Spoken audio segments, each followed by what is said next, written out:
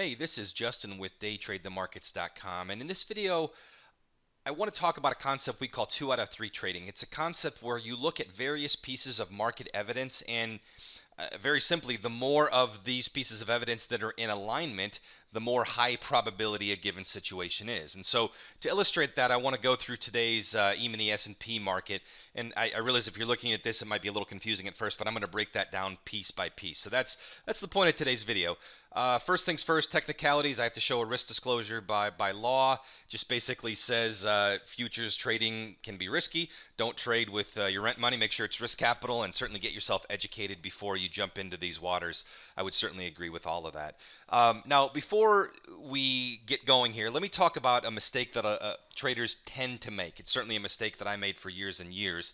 It's being a basically indicator or trade setup focused trader. In other words, you might have a rule-based trade setup. Hey, if rule A and then rule B and then rule C are met, I've got a setup. And you know, the thing is, and that's how most of us are taught, frankly. The thing is that sometimes it works, but there are other times where it doesn't, and it can be very confusing, and you keep going back to the drawing board. And it wasn't until I learned this thing I'll be telling you right now, that I turned my trading around, and it's to me, it's just such the key. Trading is not about your setup. Trading is about the ability to make sense of the market. Okay, because if you can make sense of the market, if you can tell the market story, then you know the condition that the market is in, and you know the strategy that you need to use to adapt to those conditions. It makes sense when you look at these two images.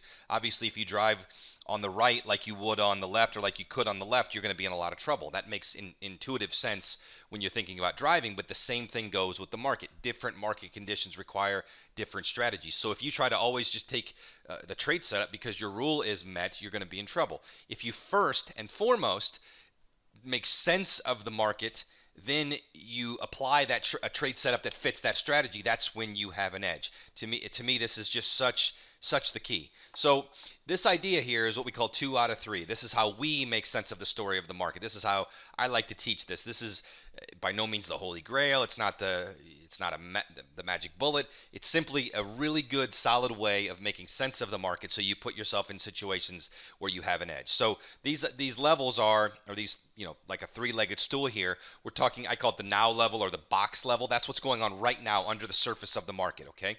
The next one is what I call the zone level. These are some bigger picture areas of support and resistance that we identify before the day starts.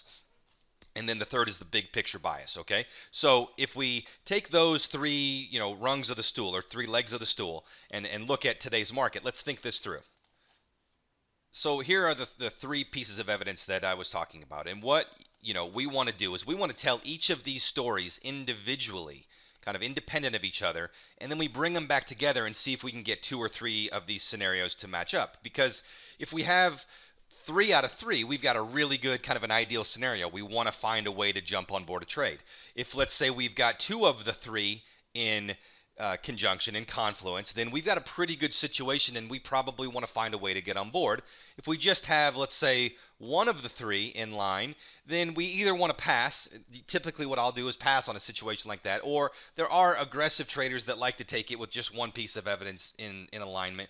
But as long as you know that you're being aggressive, and you know that you need to manage your risk very tightly and be very nimble, you can get away with that. But generally speaking, if you have 2 out of these 3 or 3 out of these 3 in alignment, you've got a pretty good situation. So let's start with the idea of the big picture bias. Today, very simply, the big picture bias was up, okay? And this is something we talk about before the day begins.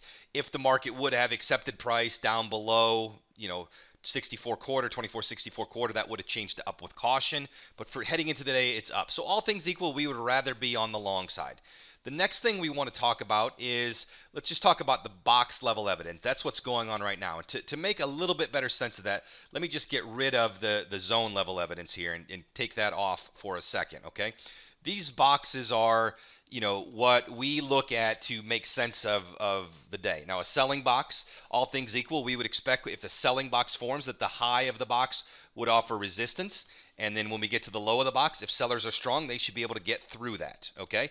And then if you have a situation like this where we have, 2 boxes that are stacking, then we would expect this area here where they overlap, right in there. I'll make that a little bit darker.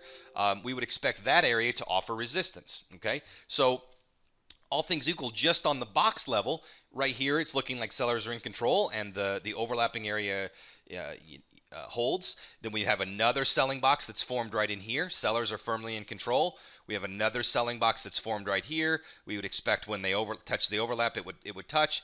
It's not until down here on the box level, the now level, that we see our first red flag, where if sellers are really strong, they should be able to continue lower, accept price below this box, and find some resistance there if it retests. That's not what happened in this case. The sellers were not strong enough to make it another box lower, which tells us, it doesn't necessarily tell us that buyers are going to come in and take this thing to the moon. It simply tells us that there's a red flag, there's a potential weakening of the sellers, and now the door is simply open for buyers to come in if they're so inclined. That's exactly what ended up happening today. Then the buyers came back in, formed a box, formed another box here, formed another box here by the end of the day. I think we actually closed up in here as well. I don't have the full chart showing. But again, you can kind of see on the box level, that's telling us what's going on right now, okay, in the now, the box level, okay?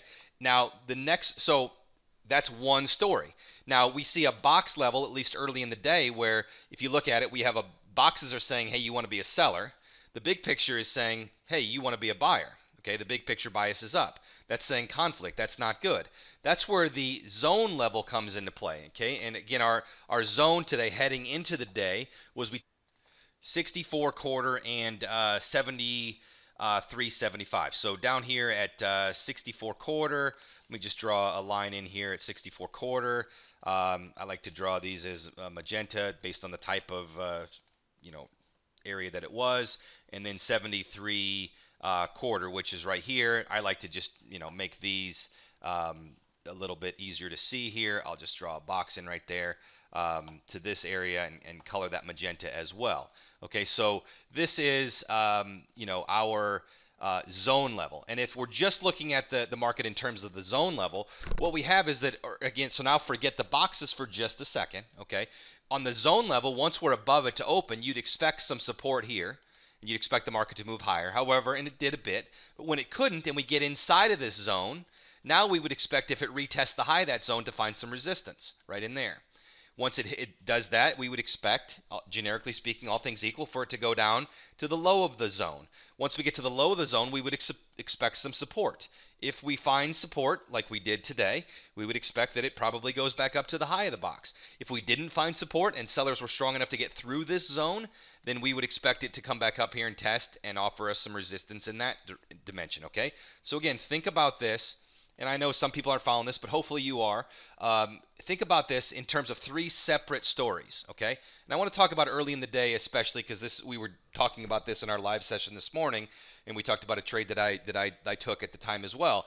But think about the three stories that are lining up, and I want to, dive in and really look at a few of them at a time.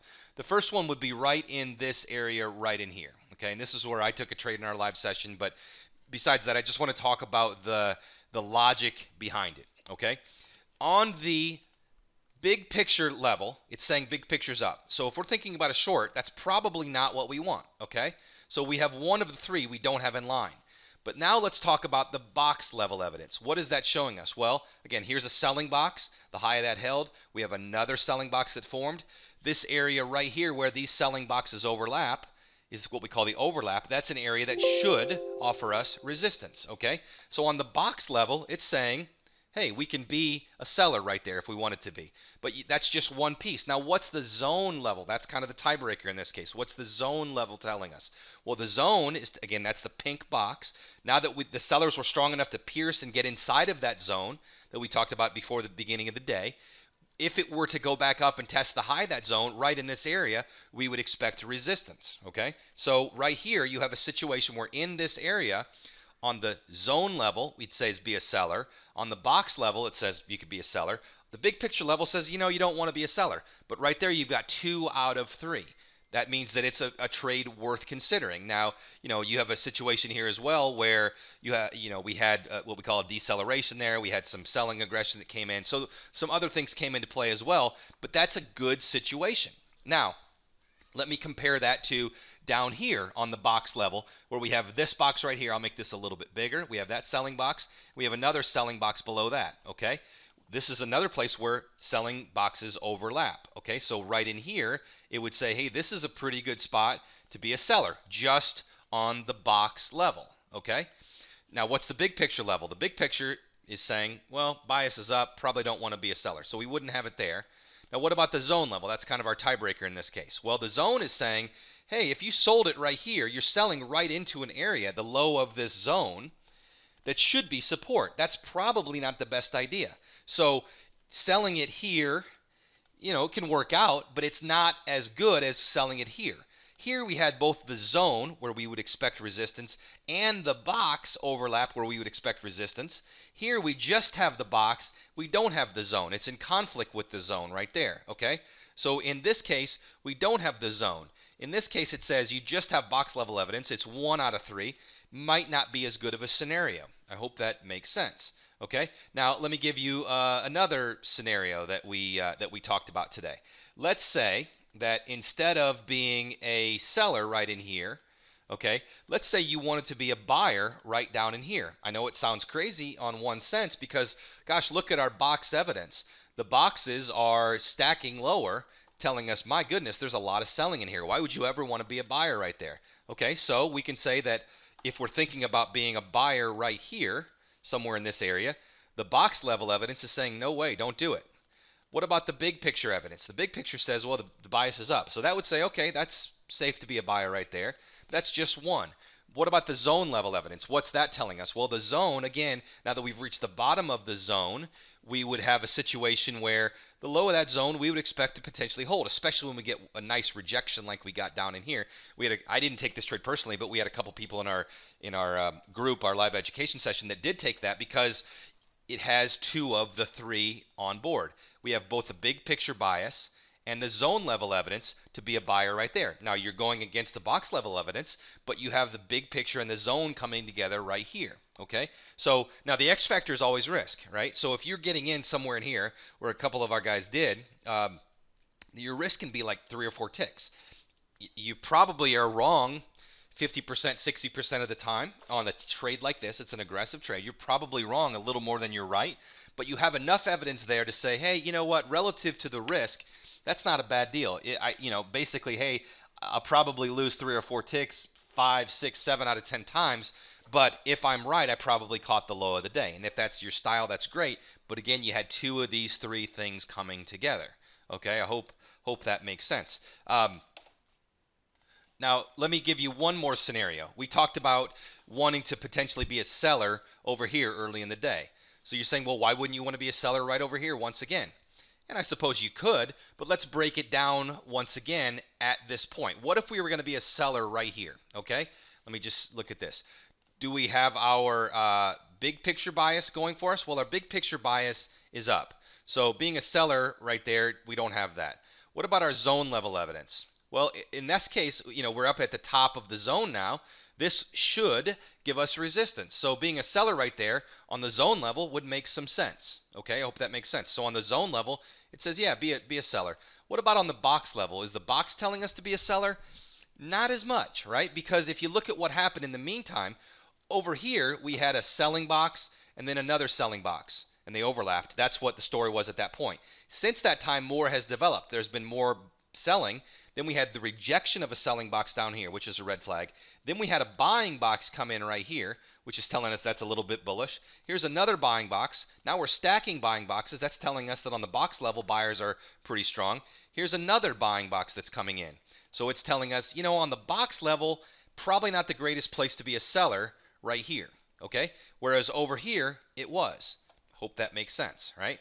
Now, you could say, well, what about being a buyer right here? I know I'm getting into the weeds here. Well, in this case, if you were going to be a buyer right there, is that a good idea? Well, let's talk that through. On the big picture bias level, the bias is up. So if you're thinking about it being a buyer, hey, that's a good thing. On the zone level, you'd be buying right into an area of potential resistance, the high of that zone. So probably not a good idea on the zone level. What about on the box level? Well, yeah, because now we've rejected this selling box on the low, and we're starting to stack buying boxes. That's bullish. So being a buyer right here on the box level gives us 2 out of 3. So being a buyer there makes a little bit of sense, right? And you can see the market did continue to move higher, right? So I hope this makes sense. I know this is a little in-depth. Believe me, we train on this stuff. We talk about this stuff every day, so it will make sense. I hope the concept at least made sense. So hey, if you stuck with me through this 15-minute video, I really appreciate it. I hope you got something out of it. If you have any questions about this, just shoot me an email, info@daytradethemarkets.com, and I hope to speak with you soon. Thanks so much.